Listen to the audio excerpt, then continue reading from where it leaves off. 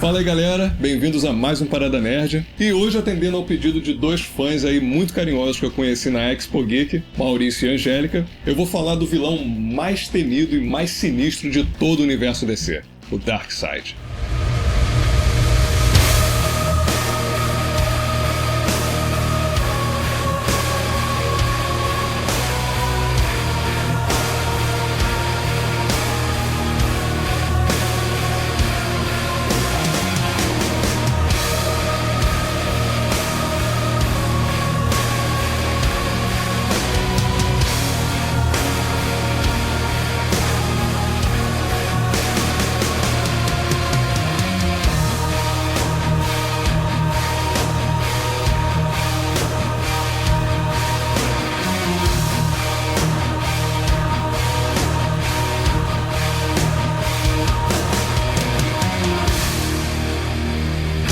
O universo uive de desespero, pois eu retornei. O Darkseid teve sua primeira aparição aí em 1970, na revista Superman Expo Jimmy Olsen 134. O Darkseid ele foi criado pelo Jack Kirby nessa tendência aí dos novos deuses, mas é importante aí a gente abordar o início do Darkseid, cara. Como surgiu o Darkseid. A gente começa aí na história do Ragnarok, que dentro da mitologia nórdica é o momento em que os antigos deuses vêm a morrer, e dentro da cronologia da DC Comics, o Ragnarok vem a ser nada mais nada menos do que a destruição desses antigos deuses, formando dois planetas diferentes. Um com deuses bons, que é conhecido como Nova Gênese, e outro planeta povoado por deuses sombrios e malignos, que é conhecido como Apocalipse. E é nesse planeta que temos o todo-poderoso Darkseid. Porém, Darkseid não se chamava Darkseid. Darkseid, na verdade, é um título dado ao líder, né? O todo-poderoso que comanda aquele planeta. O nome do Darkseid, na verdade, é Uxas. Ele adquiriu o título de Darkseid depois de assassinar o seu irmão mais velho e tomar o poder da Força Ômega. Porém, o Darkseid nem sempre teve essa aparência rochosa que a gente sempre conheceu dele. Ele só veio a ter essa aparência depois de ele retirar todos os sentimentos humanos que ele tinha, depois da sua amada ter sido assassinada pela sua própria mãe, porque ela considerava que, para o Darkseid ser forte de verdade, para ele ser um grande líder poderoso, ele deveria estar separado de qualquer emoção humana, coisa que Sully, a mulher do Darkseid, estava levando ele para um caminho mais pacifista. Depois de tomar o título de Darkseid, Apocalipse fica em constante conflito com Nova Gênesis, por eles serem basicamente o yin yang um do outro, né? Porém, essa guerra foi impedida graças a um trato que os dois fizeram de trocar filhos. O Pai Celestial, que é quem governa a Nova Gênesis, cedeu um de seus filhos, assim como Darkseid. Darkseid cedeu Orion e o Pai Celestial cedeu Scott. Alguns o conhecem como Senhor Milagre. E isso é interessante de abordar também. O Darkseid tem vários filhos. Dentre eles, 4 são os mais importantes que eu pretendo abordar aqui. O primeiro deles é o Kalibak, que é o filho que ele tem com a Sully, que foi a mulher do Darkseid, que é sem dúvida um dos mais poderosos. Ele tem força sobre-humana, resistência sobre-humana, porém é um retardado. Em segundo, nós temos o Orion, que é um dos, com certeza, mais importantes filhos do Darkseid, que ele trocou com o Pai Celestial. O Orion, que também acabou se voltando contra o Darkseid, porque ele foi influenciado pelas boas ideias e intenções do Pai Celestial. Em terceiro, nós temos o Graven, que é, sem dúvida, um dos filhos mais tiranos do Darkseid. Ele comanda as forças do Império do Darkseid com mão de ferro. E por último, mas não menos importante, com certeza, nós temos a Grail, que é a filha do Darkseid com uma Amazona. Ela veio aparecer agora recentemente numa das HQs que eu vou comentar aqui com vocês agora, que se chama A Guerra de Darkseid. Ela é a prova viva de que o Orion não é o único filho que quer matar o Darkseid. Dentre as HQs mais importantes que eu posso citar para vocês nesse vídeo é a Odisseia Cósmica, que é uma ótima HQ também. A Crise Final, que é uma HQ onde o mal simplesmente prevalece perante o bem, onde o Darkseid finalmente consegue vencer Nova Gênesis e isso acaba gerando uma devastação absurda no multiverso. É uma das HQs mais legais que eu já vi. Recomendo super pra vocês, eles lançaram um super encadernado atualmente, que eu recomendo pra caramba. E por último, essa que eu acabei de falar agora, que é a Guerra de Darkseid. Cara, é sensacional essa HQ. É a HQ onde você vai ver o Batman sentado na poltrona do Metron, sendo onipotente, onisciente, o caramba 4. É muito legal. E é uma HQ onde você vê esse confronto épico entre o Darkseid e o Anti-Monitor, que é sensacional, cara. O Anti-Monitor sendo aí um dos inimigos mais poderosos da DC Comics, que rivaliza contra o Superman, contra o Darkseid e vários personagens que são considerados deuses dentro da DC Comics. Agora, partindo aí para animações, a gente tem a primeira aparição legal assim do Darkseid em 1984, na animação Super Amigos The Legendary Power Show, onde ele se aliava constantemente com outros vilões da DC Comics, porque na época tava já essa coisa da The Legion of Doom, né, que é aquela união dos personagens Lex Luthor e outros vilões da DC. Já em 1996 a gente tem aí a série animada do Superman, que infelizmente não fez tanto sucesso, mas mostrou aí uma coisa muito legal, que foi o Superman sendo controlado pelo Darkseid.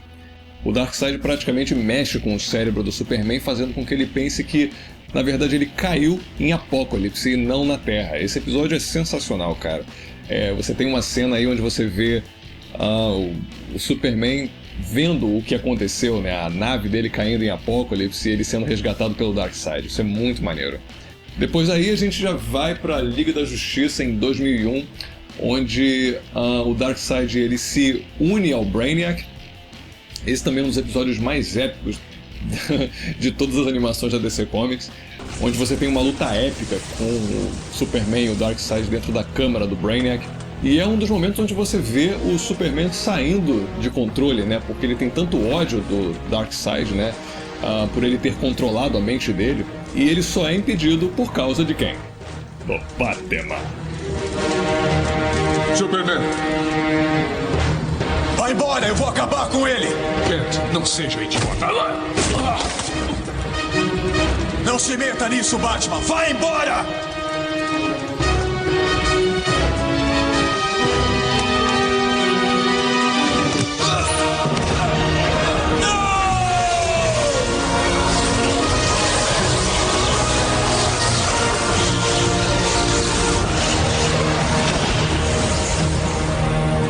Você é um covarde.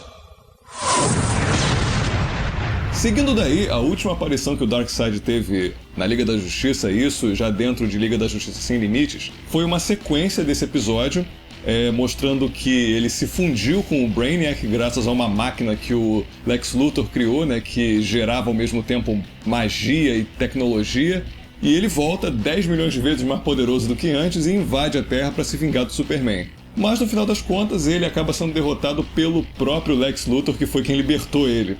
O Lex Luthor ele toma posse de um artefato cósmico que se chama a Equação Antivida, que sempre foi o maior desejo de posse do Darkseid, e ele acaba, entre aspas, matando o Darkseid, até que alguém decida voltar com ele em algum momento. Outra animação aí bem legal, cara, que tem uma participação violenta do Darkseid, é na animação Superman e Batman Apocalipse. Essa animação de 2010, que eu achei sensacional, é uma animação que se baseia numa HQ também muito legal, onde o Darkseid ele sequestra a Supergirl e faz com que ela se torne uma das fúrias do Darkseid. Eu acho isso muito legal, cara. Ela também sofre basicamente o mesmo tipo de lobotomização que o Superman sofreu. O Superman vai atrás, junto com o Batman e a Mulher Maravilha, e a Barda também. Só que, mais uma vez, quem vem a salvar a situação? O Batman. Ele ameaça explodir todos os esporos, que são basicamente uma mistura de várias bombas nucleares que poderiam, com certeza, destruir o planeta inteiro. E depois disso a gente tem uma luta sensacional e modafocamente épica entre o Darkseid, a Supergirl e o Superman, cara. Que de fato é pra finalizar a animação de forma sensacional.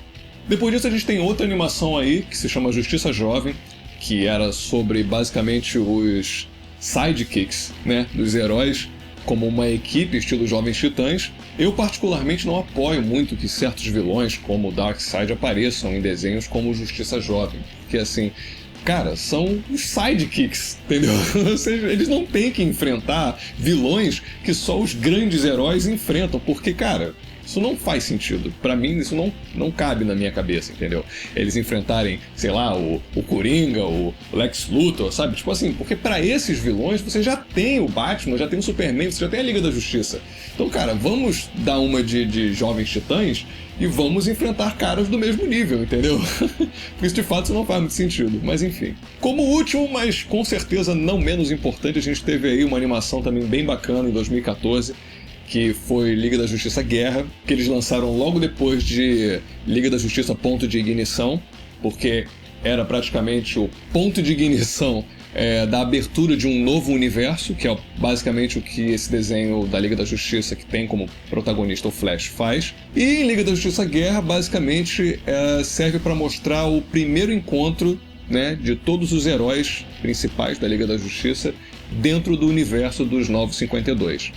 Tendo como grande ameaça nosso amigo, brother aí, grande Darkseid. Pra mim, cara, essa com certeza foi a versão mais poderosa do Darkseid, né? Porque na versão anterior, o Superman dava conta do Darkseid tranquilamente.